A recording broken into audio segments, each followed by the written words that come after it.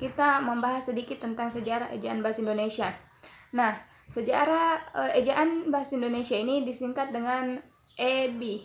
Adalah ejaan bahasa Indonesia yang berlaku sejak tahun 2015 berdasarkan Peraturan Menteri Pendidikan dan Kebudayaan Republik Indonesia Nomor 50 Tahun 2015 tentang Pedoman Umum Ejaan Bahasa Indonesia. Nah, sebelum EBI berlaku, kita memiliki beberapa jenis ejaan.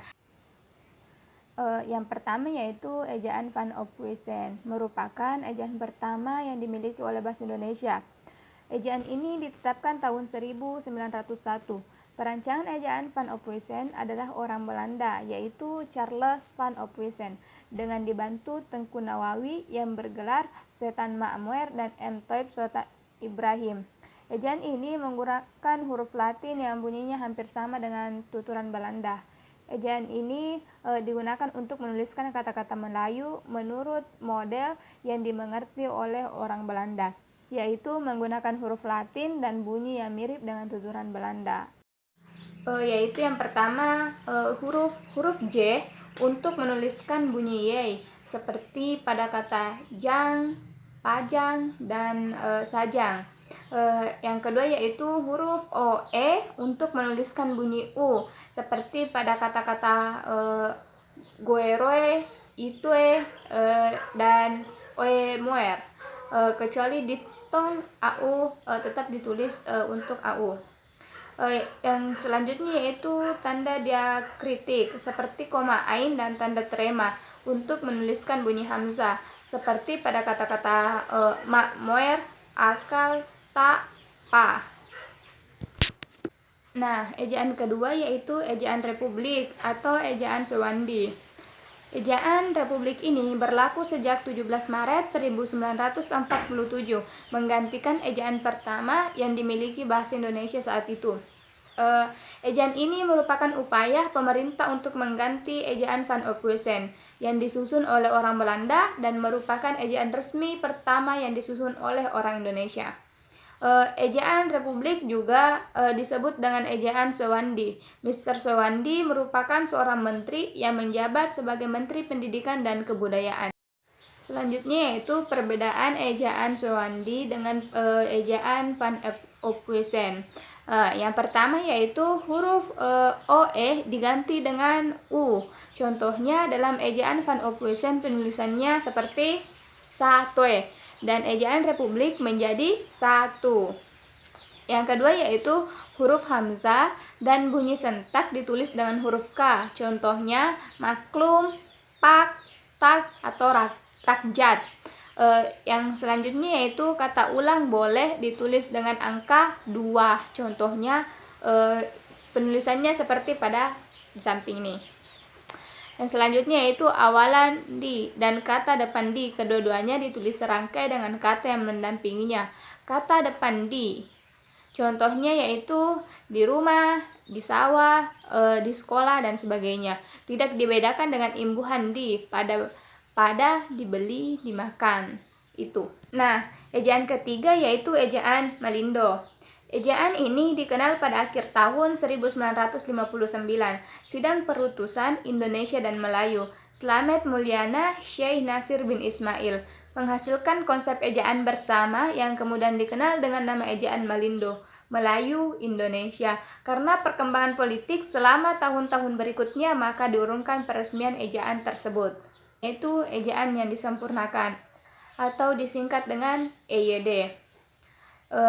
Ejaan ini berlaku sejak 23 Mei 1972 hingga 2015 atas kerjasama dua negara, yakni Malaysia dan Indonesia, yang masing-masing diwakili oleh para menteri pendidikan kedua negara tersebut. Departemen Pendidikan dan Kebudayaan menerbitkan buku yang berjudul Pedoman Umum Ejaan Bahasa Indonesia yang disempurnakan, yang tercatat pada tanggal 12 Oktober 1972. Pemberlakuan ejaan yang disempurnakan dan pedoman umum pembentuk istilah ditetapkan atas dasar Keputusan Menteri Pendidikan dan Kebudayaan Nomor 0196/U-1975. Sebelum EYD, Lembaga Bahasa dan Kesusastraan, di mana sekarang sudah menjadi Pusat Bahasa, pada tahun 1967 mengeluarkan ejaan baru atau ejaan LBK. Ejaan baru pada dasarnya merupakan lanjutan dari usaha yang telah dirintis oleh Ejaan Malindo. Para pelaksanaannya pun di samping terdiri dari panitia ejaan LBK, juga dari panitia ejaan dari Malaysia. Panitia itu berhasil merumuskan suatu konsep ejaan yang kemudian diberi nama ejaan baru. Panitia itu bekerja atas dasar Surat Keputusan Menteri Pendidikan dan Kebudayaan nomor 062/67 pada tanggal 19 September 1967. Ejaan baru di Malaysia ini disebut dengan ejaan Rumi Bersama atau disingkat dengan ERB. Sementara Indonesia menggunakan ejaan yang disempurnakan atau EYD. EYD mengalami 2 kali revisi, yakni pada tahun 1987 dan tahun 2009. Nah, ada beberapa kebijakan baru yang ditetapkan di dalam EYD. Antara lain yang pertama yaitu huruf V, F, dan Z yang merupakan unsur serapan dari bahasa asing yang diresmikan pemakainya. Dan yang kedua yaitu huruf Q dan X yang lazim digunakan dalam bidang ilmu pengetahuan tetap digunakan, misalnya pada kata furqan dan xenon. Dan selanjutnya yaitu awalan di dan kata depan di dibedakan penulisannya. Kata depan di pada contoh di rumah, di sawah penulisannya dipisahkan dengan spasi. Sementara di pada contohnya yaitu dibeli atau dimakan ditulis serangkai dengan kata yang mengikutinya.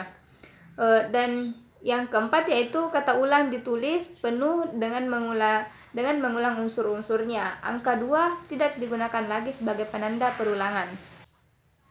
Nah, secara umum hal-hal yang diatur dalam EYD ini yang pertama yaitu penulisan huruf termasuk huruf kapital dan huruf miring.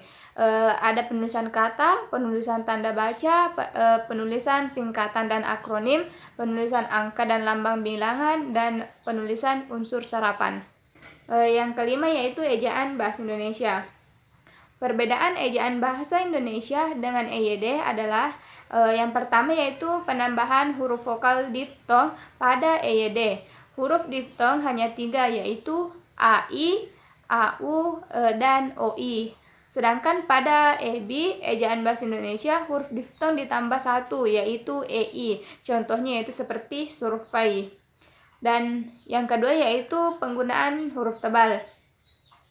Dalam EYD, fungsi huruf tebal ada 3, yaitu untuk menuliskan judul buku, bab, dan semacamnya, mengkhusus huruf, serta menulis tema atau subtema pada kamus. Sedangkan dalam EB, ejaan bahasa Indonesia, fungsi ketiga tersebut tidak ada ataupun dihapus. Kedua yaitu penggunaan huruf. Yang pertama huruf besar atau huruf kapital. Istilah huruf besar yang digunakan di sini bersinonim dengan huruf kapital. Dalam bahasa Inggrisnya, kedua istilah itu disebut capital letter. Bagi orang tersebut, huruf besar bersifat ambiguous, mengandung makna taksa atau berarti 2. Dengan demikian, dapat terjadi hal seperti ini. Huruf besar berarti huruf besar, big letter, atau huruf besar berarti huruf kapital, capital letter. Harus kita ketahui bahwa tidak semua huruf besar merupakan huruf besar. Contohnya seperti ini. Nah, dari contoh ini kita dapat mengambil kesimpulan mengapa para ahli lebih menyetujui untuk menggunakan istilah huruf kapital dibandingkan dengan huruf besar. Kedua yaitu huruf miring. Yang pertama, huruf miring dalam cetakan dipakai untuk menuliskan nama buku, majalah, dan surat kabar yang dikutip dalam tulisan. Misalnya yaitu seperti majalah, bahasa, dan kesastraan. Contohnya ini. Bahasa dan kesastraan itu ditulis miring. Begitupun dengan buku ataupun surat kabar. Yang kedua yaitu huruf miring dalam cetakan dipakai untuk menegaskan atau mengkhususkan huruf, bagian kata atau kelompok kata. Misalnya, dia bukan menipu, tetapi dia ditipu. Nah, yang ketiga yaitu huruf miring dalam cetakan dipakai untuk menuliskan kata nama ilmiah atau ungkapan asing, kecuali yang telah disesuaikan ejaannya. Misalnya, kata ilmiah padi yaitu Oryza sativa, ditulis miring. Yang ketiga yaitu huruf tebal. Yang pertama, huruf tebal dalam cetakan dipakai untuk judul buku, bab, bagian bab, daftar isi, daftar lambang, daftar pustaka, indeks, dan lampiran. Contohnya seperti ini.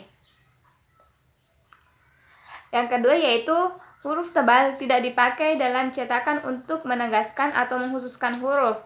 Bagian kata, kata atau kelompok kata untuk keperluan itu digunakan huruf miring.